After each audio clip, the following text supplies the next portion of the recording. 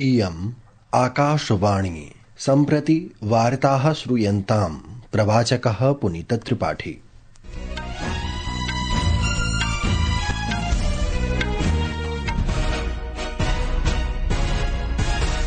आदौ मुख्यवार्ताः। प्रधानमन्त्रिणा नरेन्द्रमोदिना अद्य उक्तं यत् भारतेन विविधतां लोकतन्त्रस्य शक्तिरूपेण परिवर्तितम्।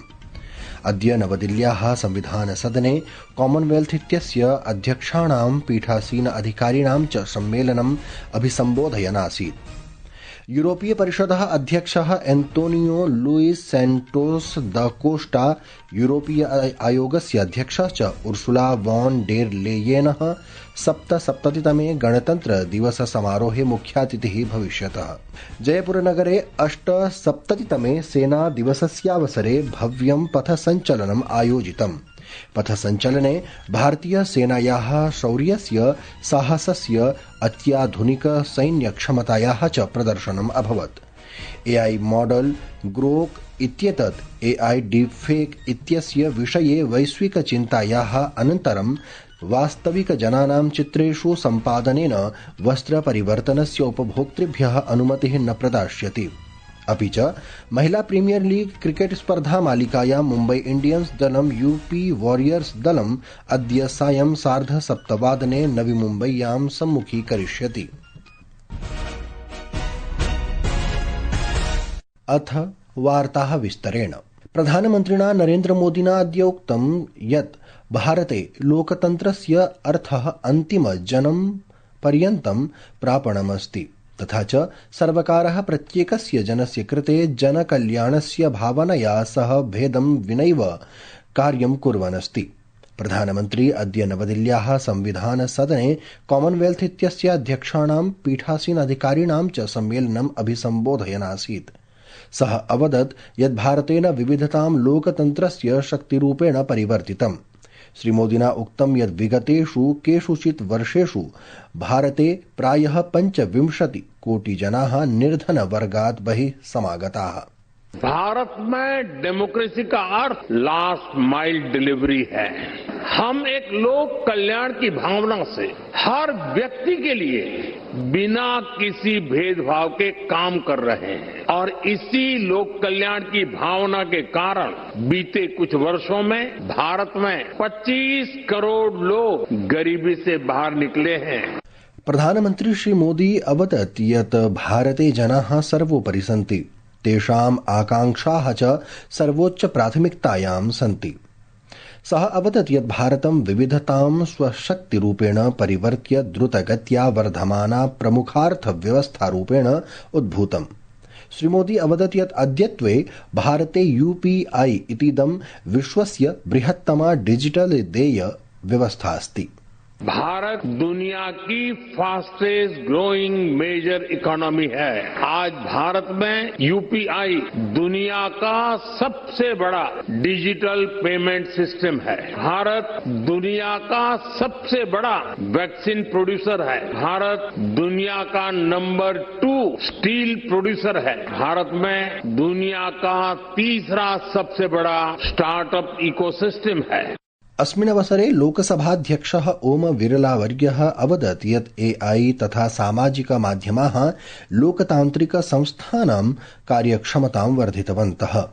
सः अवदत् यत् एआई तथा सामाजिकमाध्यमानां दुरुपयोगेन दुष्प्रचारः, सामाजिकविभाजनम् इत्यादीनि गभीरप्रतिसन्धयः उत्पद्यन्ते।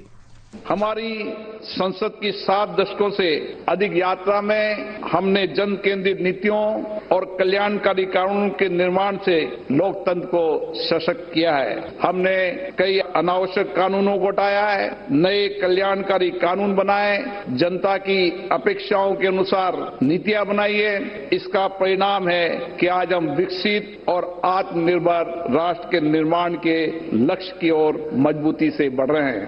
यूरोपीय परिषदः अध्यक्षः एन्तोनियो लुइस सैंटोस दा कोस्टा, यूरोपीय आयोगस्य अध्यक्षः च उर्सुला वॉन डेर लेयेनः अस्मिन् मासे 26 दिनाङ्के कर्तव्यपथे 77तमे गणतन्त्र दिवस समारोहे मुख्यातिथिः भविष्यतः।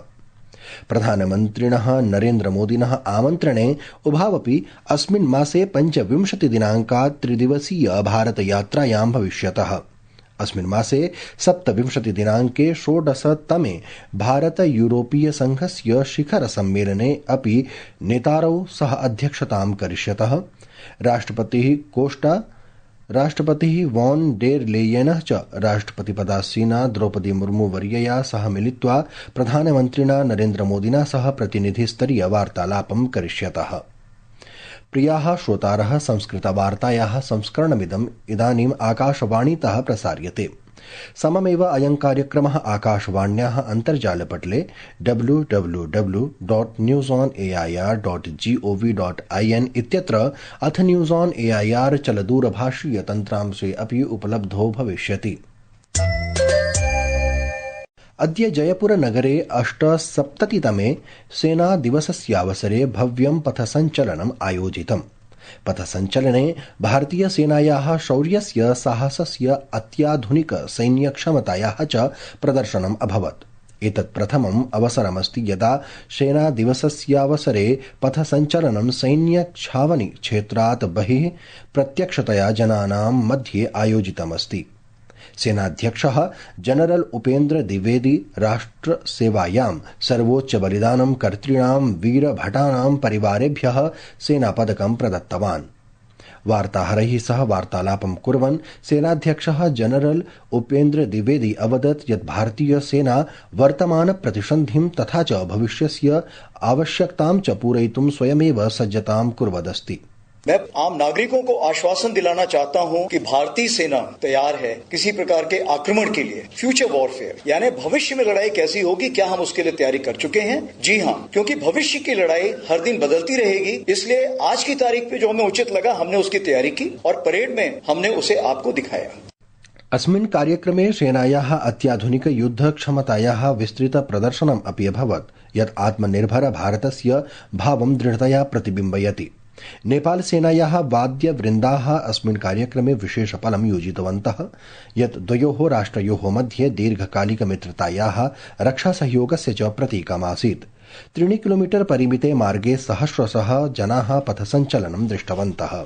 सेनादिवसस्यावसरे अद्य राष्ट्रपतिः द्रौपदी मुर्मुः, उपराष्ट्रपतिः सीपी राधाकृष्णन्, प्रधानमन्त्री नरेन्द्र मोदी च वीरसैनिकान्, पूर्वसैनिकान्, तेषां परिवारान् च अभिवादनं कृतवन्तः। सामाजिकान्तर्जालीय सन्देशे राष्ट्रपतिः मुर्मुः अवदत् यत् भारतीय सेना राष्ट्रस्य एकतायाः, सार्वभौमस्य अखण्डतायाः च रक्षणे दृढतया कार्यं करोति। सामाजिकान्तर्जालीय सन्देशे श्रीराधाकृष्णन्वर्यः अवदत् यत् राष्ट्रस्य रक्षणे सैनिकानां साहसः, अनुशासनं, सर्वोच्चं बलिदानं च प्रत्येकं नागरिकं प्रेरयति। प्रधानमन्त्री श्री मोदी भारतीय सेनायाः साहसस्य, दृढ प्रतिबद्धतायाः च अभिवादनं कृतवान्। सः अवदत् यत् देशस्य सैनिकाः अत्यन्तं दुष्कर परिस्थित्याम् अपि स्वक्षमतां प्रदर्शितवन्तः। मातृभूमि की सेवा का ये अवसर बड़े सौभाग्य से मिलता है। आपकी अटल इच्छा शक्ति, आपका ये अथाह शौर्य, देश जब आपको देखता है तो उसे सुरक्षा और शांति की गारंटी दिखाई देती। दुनिया जब आपको देखती है तो उसे भारत की ताकत दिखाई देती। ये है मेरी सेना का, मेरे सुरक्षा बलों का पराक्रम। एलन मस्क इत्यस्य एआई मॉडल ग्रोक इत्येतत् एआई डीपफेक इत्यस्य विषये वैश्विकचिन्तायाः अनन्तरं वास्तविकजनानां चित्रेषु सम्पादनेन वस्त्रपरिवर्तनस्य उपयोक्तृभ्यः अनुमतिः न प्रदास्यति। मलेशिया इंडोनेशिया देशयोः प्रतिबन्धः यूके देशस्य अधिकारिणां निन्दायाः च अनन्तरम् एतत् अभवत्।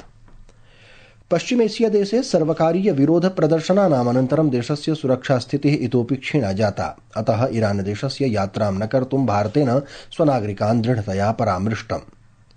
महिला प्रीमियर लीग क्रिकेट स्पर्धा मालिकायां मुम्बै इंडियन्स दलं यूपी वॉरियर्स दलं सम्मुखीकरिष्यति।